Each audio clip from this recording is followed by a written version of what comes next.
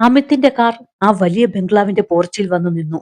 കാറിന്റെ ശബ്ദം കേട്ടതും യൂണിഫോം ധരിച്ച ജോലിക്കാർ ഓടി വന്ന് വാതിൽ തുറക്കാൻ തയ്യാറായി നിന്നു. അമിത് കാറിൽ നിന്നിറങ്ങി. ജോലിക്കാർ ബഹുമാനത്തോടെ തലകുനിച്ച് പതിവ് പോലെ സാർ ഒറ്റയ്ക്കായിരിക്കുമെന്നാണ് അവർ കരുതിയത്. എന്നാൽ ആരും പ്രതീക്ഷിക്കാത്ത കാര്യമാണ് അടുത്തതായി നടന്നത്. അമിത് വേഗത്തിൽ നടന്ന് കാറിന്റെ പാസഞ്ചർ സീറ്റിന്റെ ഡോർ തുറന്നു. അകത്തുനിന്ന് വിറയ്ക്കുന്ന കാലുകളോടെ അവൾ പുറത്തേക്കിറങ്ങി. ആ കാഴ്ച കണ്ട് ജോലിക്കാർ ശരിക്കും ഞെട്ടിപ്പോയി. ഇതാരാണ്? സാർ എന്തിനാണ് ഈ ഭിക്ഷക്കാരിയെ ഇങ്ങോട്ട് കൊണ്ടുവന്നത്? അവർ പരസ്പരം മുഖത്തോട് മുഖം നോക്കി. അവരുടെ കണ്ണുകളിൽ അവളോട് വല്ലാത്തൊരു വെറുപ്പും അവജ്ഞയും ഉണ്ടായിരുന്നു.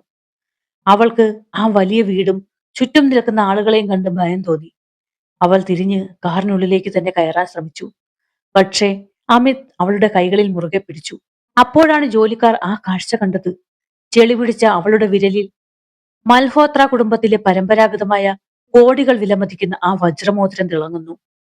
അമിത് ജോലിക്കാരെ നോക്കി ഗൗരവത്തിൽ പറഞ്ഞു, ഇനി മുതൽ ഇവൾ ഈ വീട്ടിലെ വെറുമൊരു അതിഥിയല്ല, അതിലും മുകളിലാണ്. അവൻ അവളുടെ കൈ പിടിച്ച് ആ വലിയ തേക്കിൻ വാതിലിലൂടെ അകത്തേക്ക് നടന്നു. പാൽവെണ്ണ പോലെയുള്ള മാർബിൾ തറയിൽ അവളുടെ ചെളി പിടിച്ച കാൽപ്പാടുകൾ പതിഞ്ഞു. അത് കണ്ട് വൃത്തിയുടെ കാര്യത്തിൽ കണിശക്കാരനായ അമിത് മൽഹോത്ര ഒന്നും മിണ്ടാതെ ഇരുന്നത് ജോലിക്കാർക്ക് അതിശയമായിരുന്നു.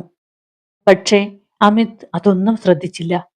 അവൻ നേരെ പ്രധാന ഹാളിലേക്ക് നടന്നു. അവിടെയുണ്ടായിരുന്ന സോഫയിലേക്ക് അവളെ ഇരുത്തി. അവളൊരു കൊച്ചുകുട്ടിയെപ്പോലെ കണ്ണുകൾ മിഴിച്ച് ആ വീടിന്റെ ഭംഗി നോക്കിക്കൊണ്ടിരുന്നു. ആകാശത്ത് തൂക്കിയിട്ട നക്ഷത്രങ്ങളെപ്പോലെ തിളങ്ങുന്ന ലൈറ്റുകൾ കണ്ടപ്പോൾ അവളുടെ പച്ചക്കണ്ണുകളിൽ അത്ഭുതം വിരിഞ്ഞു. അമിത് വീടിന്റെ പ്രധാന മേൽനോട്ടക്കാരിയായ സ്ത്രീയെ വിളിച്ചു. ഇവളെ കൊണ്ടുപോയി വൃത്തിയായി കുളിപ്പിക്കൂ. എന്റെ അലമാരയിൽ പുതിയ വസ്ത്രങ്ങളുണ്ട്. ഏറ്റവും മികച്ചത് തന്നെ ഇവൾക്ക് നൽകണം. ഒരു കുറവും വരരുത്. ആ സ്ത്രീ അറപ്പോടെ അവളെ നോക്കിയെങ്കിലും അമിത്തിന്റെ കൽപ്പിക്കുന്ന സ്വരം കേട്ട് അനുസരിക്കാതിരിക്കാൻ അവർക്ക് കഴിഞ്ഞില്ല. വാ എന്ന് പറഞ്ഞ് അവർ അവളെ വിളിച്ചു. അവൾ പോകാൻ മടിച്ച് അമിത്തിനെ നോക്കി. അമിത് ചിരിച്ചുകൊണ്ട് കണ്ണുകൾ ചിമ്മി കാണിച്ചു. പേടിക്കണ്ട, പോയിട്ട് വാ. ആ വാക്കുകളിലെ വിശ്വാസം കൊണ്ട് അവൾ ആ സ്ത്രീയുടെ കൂടെ അകത്തേക്ക് നടന്നു. അവൾ പടികൾ കയറി പോകുന്നത് നോക്കി അമിത് താഴെ നിന്നു. അവന്റെ മനസ്സിൽ അപ്പോഴും ഉത്തരം കിട്ടാത്ത ഒരു ചോദ്യമുണ്ടായിരുന്നു. ആരാണിവൾ? ഇവളുടെ കണ്ണുകളിൽ ഒളിഞ്ഞിരിക്കുന്ന ആ രഹസ്യം എന്താണ്? കുളിച്ചു വസ്ത്രം മാറി അവൾ പടികൾ ഇറങ്ങി വരുമ്പോൾ അമിത് മൽഹോത്ര ശരിക്കും കണ്ണെടുക്കാൻ കഴിയാതെ നോക്കി നിന്നുപോയി. വില കൂടിയ വസ്ത്രങ്ങൾക്കുള്ളിൽ അവൾ ഒരു രാജകുമാരിയെ പോലെ സുന്ദരിയായിരുന്നു. പക്ഷേ അടുത്ത നിമിഷം സംഭവിച്ചത് ആരും പ്രതീക്ഷിക്കാത്ത കാര്യങ്ങളാണ്. സാധാരണ ഒരു പെൺകുട്ടിയെപ്പോലെ നാണിച്ച് തലതാഴ്ത്തി നിൽക്കുന്നതിന് പകരം അവൾ പടികൾ ഓടിയിറങ്ങി. ഹാളിലെ മൃദുവായ സോഫ കണ്ടതും അവൾ അതിലേക്ക് എടുത്തു ചാടി. കൊച്ചുകുട്ടികൾ പുതിയ കളിപ്പാട്ടം കിട്ടുമ്പോൾ കാണിക്കുന്ന അതേ ആവേശമായിരുന്നു അവളിൽ. സോഫയുടെ കുഷ്യനുകൾ ഓരോന്നായി എടുത്ത് അവൾ മുകളിലേക്ക് എടുത്ത് കളിച്ചു. സോഫയിൽ തുള്ളിച്ചാടി അവിടെയുണ്ടായിരുന്ന തിളങ്ങുന്ന സാധനങ്ങളിൽ ഉറ്റുനോക്കി അവൾ ഉറക്കെ ചിരിച്ചു. ഹായ്, നല്ല രസം. അവൾ കൈകൊട്ടി ചിരിക്കാൻ തുടങ്ങി. ഒരു മുതിർന്ന യുവതിയുടെ ശരീരവളർച്ച ഉണ്ടെങ്കിലും 5 വയസ്സുകാരിയുടെ മനസ്സാണ് അവൾക്കെന്ന് ആ നിമിഷമാണ് എല്ലാവർക്കും മനസ്സിലായത്. അവിടെ നിന്നിരുന്ന വേലക്കാർ പരസ്പരം നോക്കി ചിരിക്കാൻ തുടങ്ങി. അവരുടെ മുഖത്ത് പുച്ഛം നിറഞ്ഞു നിന്നു. ഇവൾ ഇതെന്തായി കാണിക്കുന്നത്? ഭിക്ഷക്കാരിയാണെങ്കിലും വലിയ വീട്ടിലെയാണെന്ന് തോന്നും. കണ്ടാൽ നല്ല ചേലൊക്കെ ഉണ്ടല്ലോ. പക്ഷേ ഇതെന്താ ഇവൾ ഈ കാണിക്കുന്നത്? ഒരു വേലക്കാരി അടുത്തു നിന്നവളോട് രഹസ്യമായി പറഞ്ഞു. നമ്മുടെ സാറിന് പറ്റിയ അമളിയെ, ഈ ഭ്രാന്തിയെയാണല്ലോ കെട്ടിക്കൊണ്ടുവന്നത്. അവർ വായ പൊത്തിപ്പിടിച്ച് കളിയാക്കി ചിരിച്ചു. അവരുടെ സംസാരവും ചിരിയും അമിത് മൽഹോത്ര ശ്രദ്ധിക്കുന്നുണ്ടായിരുന്നു. അവന്റെ നെഞ്ചിൽ വല്ലാത്തൊരു ഭാരം തോന്നി. താൻ വിവാഹം കഴിക്കാമെന്ന് വാക്കുകൊടുത്തത് പക്വതയില്ലാത്ത, ലോകമെന്താണെന്നറിയാത്ത ഒരു പിഞ്ചു കുഞ്ഞിന്റെ മനസ്സുള്ളവളെയാണെന്ന് അവൻ തിരിച്ചറിഞ്ഞു. അവൾ ഇതൊന്നും അറിയുന്നുണ്ടായിരുന്നില്ല. അവൾ ആ വലിയ മുറിയിലൂടെ ഓടി നടക്കുകയായിരുന്നു.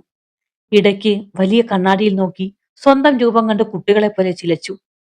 അമിത് വേലക്കാരെ നോക്കി രൂക്ഷമായി ഒന്ന് മുരണ്ടു. ആ നോട്ടം കണ്ടതും അവരുടെ ചിരി നിലച്ചു. എല്ലാവരും ഭയത്തോടെ തല താഴ്ത്തി. അമിത് മെല്ലെ അവളുടെ അടുത്തേക്ക് നടന്നു. അവൻ വരുന്നത് കണ്ട് അവൾ കളി നിർത്തി. പേടിയോടെ സോഫയുടെ പിന്നിലേക്ക് ഒളിച്ചു. ആരോ വഴക്കു പറയാൻ വരുന്നത് പോലെ അവൾ ചുണ്ടു വിളർത്തി കരയാൻ തുടങ്ങി. അമിത് ചിരിച്ചുകൊണ്ട് അവളുടെ നേരെ കൈനീട്ടി. പേടിക്കേണ്ട, വാ. ഒരു കുട്ടിയെ വിളിക്കുന്നത് പോലെ അവൾ സ്നേഹത്തോടെ വിളിച്ചു. അമിത് നീട്ടിയ കൈകളിൽ പിടിക്കാൻ ആദ്യം അവൾ മടിച്ചു. ഭയം നിറഞ്ഞ വലിയ കണ്ണുകളോടെ അവൾ അവനെ നോക്കി. വിശക്കുന്നില്ലേ നിനക്ക്? വാ, നമുക്കെന്തെങ്കിലും കഴിക്കാം. അവളുടെ മുഖത്ത് ഒരു ദയനീയ ഭാവം വന്നു. അവൾ മെല്ലെ തലയാട്ടി. അമിത് അവളെയും കൂട്ടി വലിയ ഡൈനിങ് ഹാളിലേക്ക് നടന്നു. നീളൻ മേശയിൽ വിഭവസമൃദ്ധമായ ഭക്ഷണം നിരത്തി വെച്ചിട്ടുണ്ടായിരുന്നു. അത് കണ്ടതും അവളുടെ കണ്ണുകൾ വിടർന്നു. അവൾ ഓടിച്ചെന്ന് കസേരയിലിരുന്നു. എന്നാൽ മുന്നിലുള്ള സ്വർണ്ണ നിറമുള്ള പ്ലേറ്റും പലതര സ്പൂണുകളും ഫോർക്കുകളും കണ്ടപ്പോൾ അവൾ ആശയക്കുഴപ്പത്തിലായി. എങ്ങനെ കഴിക്കണമെന്നറിയാതെ അവൾ അമിത്തിനെയും ചുറ്റു നിൽക്കുന്ന ജോലിക്കാരെയും മാറി മാറി നോക്കി. വിശപ്പ് സഹിക്കാൻ വയ്യാതെ അവൾ വിറയ്ക്കുന്ന കൈകൾ കൊണ്ട് പാത്രത്തിലേക്ക് കൈയിട്ടു. പക്ഷേ ശീലമില്ലാത്തതുകൊണ്ട് ഭക്ഷണം മേശയിലും താഴെയും ചിതറി വീണു. അത് കണ്ട് വേലക്കാർ മുഖം ചുളിച്ചു. എന്താ സാർ ഇത്? ഇവൾക്ക് തീരെ വെളിവില്ല. ഇങ്ങനെയുള്ളവരെ ഡൈനിങ് ടേബിളിൽ ഇരുത്തുന്നത് തന്നെ വൃത്തികേടാണ്. ഒരു വേലക്കാരി പിറുപിറുത്തു. അമിത് അത് കേട്ടെങ്കിലും ദേഷ്യപ്പെട്ടില്ല. അവൻ ശാന്തനായി അവളുടെ കസേരയുടെ അരികിലേക്ക് നീങ്ങിയിരുന്നു. അവൻ സ്വന്തം കൈകൾ കൊണ്ട് ചോറും കറികളും പ്ലേറ്റിൽ കുഴച്ചു. ഒരു ഉരുള ചോറെടുത്ത് അവളുടെ വായുടെ നേരെ നീട്ടി. ആ, കഴിച്ചോ? അവൾ അത്ഭുതത്തോടെ അമിത്തിനെ നോക്കി. തെരുവിൽ എച്ചിലിലകൾക്ക് മുന്നിൽ പട്ടിണി കിടന്നുറങ്ങിയ രാത്രികളിൽ അവൾ കൊതിച്ച സ്നേഹം. അവൾ വായ തുറന്നു. അമിത് സ്നേഹത്തോടെ ആ ഉരുള അവളുടെ വായിൽ വെച്ചു കൊടുത്തു. ഒരു കൊച്ചുകുട്ടിയെപ്പോലെ അവൾ അത് കഴിച്ചു. അമിത് ഓരോ ഉരുളയും വാരിക്കൊടുത്തു. ഈ കാഴ്ച കണ്ട് വേലക്കാർ ശരിക്കും സ്തംഭിച്ചു പോയി. ബിസിനസ് ലോകത്തെ രാജാവായ അമിത് മൽഹോത്ര പേര് പോലുമില്ലാത്ത ബുദ്ധിമാന്ദ്യമുള്ള ഒരു തെരുവ് പെൺകുട്ടിക്ക് സ്വന്തം കൈകൊണ്ട് ഭക്ഷണം വാരിക്കൊടുക്കുന്നു. അവരുടെ കളിയാക്കലുകൾ തൊണ്ടയിൽ കുടുങ്ങി. ആ സ്നേഹത്തിന് മുന്നിൽ അവർക്ക് തലകുനിക്കേണ്ടി വന്നു. വയർ നിറഞ്ഞപ്പോൾ അവൾ അമിതിനെ നോക്കി മനോഹരമായി ചിരിച്ചു. ആ ചിരിയിൽ അമിത് മൽഹോത്ര തന്റെ എല്ലാ ടെൻഷനുകളും മറന്നു. ഭക്ഷണം കഴിച്ചു കഴിഞ്ഞ് അമിത് അവളെ കൈപിടിച്ച് എഴുന്നേൽപ്പിച്ചു. വയർ നിറഞ്ഞതിന്റെ സന്തോഷം അവളുടെ മുഖത്തുണ്ടായിരുന്നു. ആ കണ്ണുകൾ ഇപ്പോൾ കൂടുതൽ തിളങ്ങുന്നുണ്ടായിരുന്നു. അമിത് അവളെയും കൂട്ടി ഹാളിലെ വലിയ ജനാലക്കരികിലേക്ക് നടന്നു. പുറത്ത് മഴ തോർന്നിരുന്നു. മേഘങ്ങൾ മാറി ആകാശം തെളിഞ്ഞു വരുന്നു. അമിത് അവളുടെ മുഖത്തേക്ക് നോക്കി. നിന്റെ പേരെന്താണ്? നിന്നെ ഞാൻ എന്താണ് വിളിക്കേണ്ടത്? ആ ചോദ്യം കേട്ടതും അവളുടെ മുഖത്തെ ചിരി മാഞ്ഞു. അവൾ ശൂന്യതയിലേക്ക് നോക്കി. പേര്? തനിക്കൊരു പേരുണ്ടോ? അവൾ ഓർക്കാൻ ശ്രമിച്ചു. പക്ഷേ ഇരുട്ട് മാത്രം. അവൾ നിസ്സഹായതയോടെ തലയാട്ടി. അമിത് അത് പ്രതീക്ഷിച്ചിരുന്നു. അവൻ സാരമില്ലെന്ന രീതിയിൽ പുഞ്ചിരിച്ചു. പിന്നെ അവൻ അവളുടെ ആഴമേറിയ നക്ഷത്രങ്ങൾ പോലെ തിളങ്ങുന്ന കണ്ണുകളിലേക്ക് നോക്കി. ആ കണ്ണുകളിലെ വശ്യത അവനെ വീണ്ടും അത്ഭുതപ്പെടുത്തി. ഈ കണ്ണുകൾ, ഇതിൽ 1000 നക്ഷത്രങ്ങൾ ഒളിച്ചിരിപ്പുണ്ട്, അമിത് സ്വയം പറഞ്ഞു. നക്ഷത്ര കണ്ണുള്ള രാജകുമാരി. പെട്ടെന്ന് അവന്റെ മനസ്സിൽ ഒരു പേര് തെളിഞ്ഞു. സിതാര. അവൻ ആ പേര് മെല്ലെ വിളിച്ചു. സിതാര, നിനക്ക് ഈ പേര് ഇഷ്ടമായോ? ആ പേര് കേട്ടതും അവൾ ഒന്ന് ഞെട്ടി. സിതാര. ആ വാക്കിൽ എന്തോ ഒരു മാന്ത്രികത ഉള്ളതുപോലെ. അവൾ ആ പേര് ചുണ്ടുകൾ കൊണ്ട് മന്ത്രിച്ചു. സിതാര. അവളുടെ കണ്ണുകൾ വിടർന്നു. അറിയാതെ തന്നെ അവളുടെ മുഖത്തൊരു പുഞ്ചിരി വിരിഞ്ഞു. അവൾ തലയാട്ടി. ആ പേര് തനിക്ക് ഇഷ്ടപ്പെട്ടുവെന്ന് സമ്മതിച്ചു. അമിത് സന്തോഷത്തോടെ പറഞ്ഞു. ശരി, ഇനി മുതൽ നീയാണ് സിതാര, ഈ വീടിന്റെ വെളിച്ചം. അവൾ വീണ്ടും സിതാര എന്ന് പറഞ്ഞ് ചിരിച്ചു തുടങ്ങി. അവൾ സന്തോഷം കൊണ്ട് കൈകൊട്ടി ചിരിച്ചു. രാത്രി ഏറെ വൈകിയിരുന്നു. പുറത്ത് മഴയുടെ ശക്തി കൂടി. ഇടയ്ക്കിടെ ജനാലയിലൂടെ മിന്നൽ വെളിച്ചം മുറിയിലേക്ക് അടിച്ചു കയറുന്നുണ്ടായിരുന്നു. മൃദുവായ വലിയ കട്ടിലിൽ സിതാര കിടക്കുകയായിരുന്നു. പക്ഷേ അവൾക്ക് ഉറക്കം വരുന്നുണ്ടായിരുന്നില്ല. അപരിചിതമായ മുറി, വലിയ നിഴലുകൾ. അവൾ പുതപ്പിനുള്ളിൽ ചുരുണ്ടുകൂടി കിടന്നു. പെട്ടെന്നാണ് ആകാശത്തെ കീറിമുറിച്ചുകൊണ്ട് ഭീകരമായ ഒരു മിന്നലുണ്ടായത്. തൊട്ടു പിന്നാലെ കാതടിപ്പിക്കുന്ന ശബ്ദത്തിൽ ഇടിമുഴക്കം.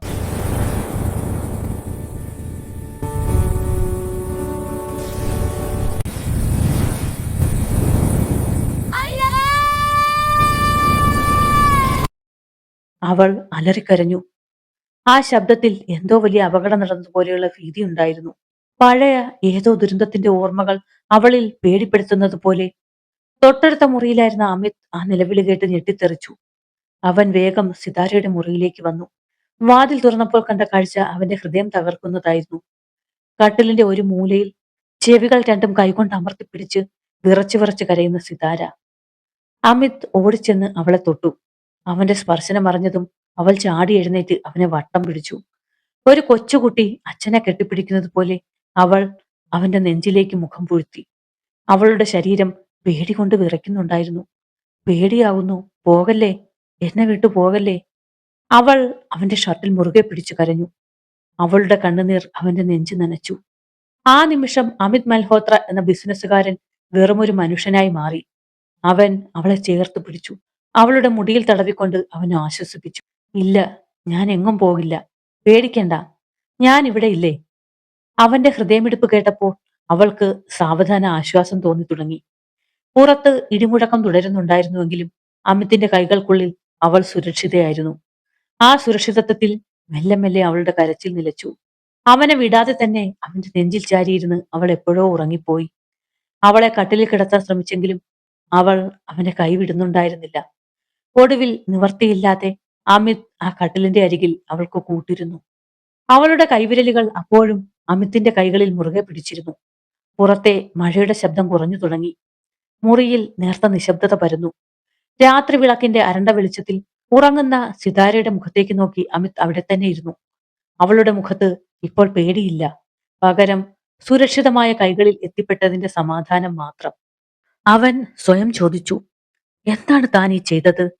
മുംബൈ നഗരത്തിലെ ഏറ്റവും വലിയ ബിസിനസ് സാമ്രാജ്യത്തിന്റെ ഉടമ, കണക്കുകൂട്ടലുകൾ മാത്രം നടത്തി ശീലിച്ച അമിത് മൽഹോത്ര, തെരുവിൽ കണ്ട പേര് പോലും അറിയാത്ത ഒരു പെൺകുട്ടിയെ കൈപിടിച്ച് വീട്ടിൽ കയറ്റിയിരിക്കുന്നു. ലോകമറിഞ്ഞാൽ തനിക്ക് ഭ്രാന്താണെന്ന് പറയും. അവൻ നെടുവീർപ്പിട്ടു. അവന്റെ കണ്ണുകൾ മുറിയിലെ ആഡംബരങ്ങളിലൂടെ ഒന്ന് സഞ്ചരിച്ചു. പക്ഷേ അവർക്കാർക്കും അറിയില്ലല്ലോ ഈ അമിത് മൽഹോത്രയുടെ ഉള്ളിലെ ശൂന്യത. അവന്റെ മനസ്സ് ഓർമ്മകളിലേക്ക് സഞ്ചരിച്ചു. പണം, അധികാരം, ബംഗ്ലാവ്, കാറുകൾ എല്ലാം ഉണ്ട്. പുറമേ നിന്ന് നോക്കുന്നവർക്ക് അമിത് ഭാഗ്യവാനാണ്. പക്ഷേ ആരും കാണാത്ത ഒരു സത്യമുണ്ട്. അച്ഛനും അമ്മയും ഇല്ലാത്ത സ്നേഹം എന്താണെന്നറിയാതെ വളർന്ന ഒരു അനാഥ ബാലൻ ഇന്നും എന്റെ ഉള്ളിലുണ്ട്. പണത്തിന് ചൂടുണ്ടാവില്ലെന്നും അത് കെട്ടിപ്പിടിച്ചു കിടന്നാൽ സമാധാനം കിട്ടില്ലെന്നും ആരും എന്നോട് പറഞ്ഞിട്ടില്ല. അവൻ സിതാരയുടെ മുഖത്തേക്ക് വീണ്ടും നോക്കി.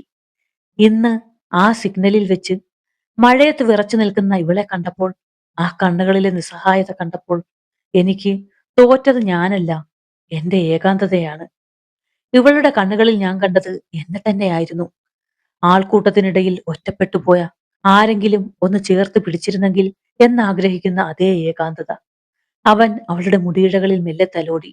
എന്റെ ബാല്യത്തിൽ എനിക്ക് കിട്ടാതെ പോയത് ഈ സുരക്ഷിതത്വമാണ്.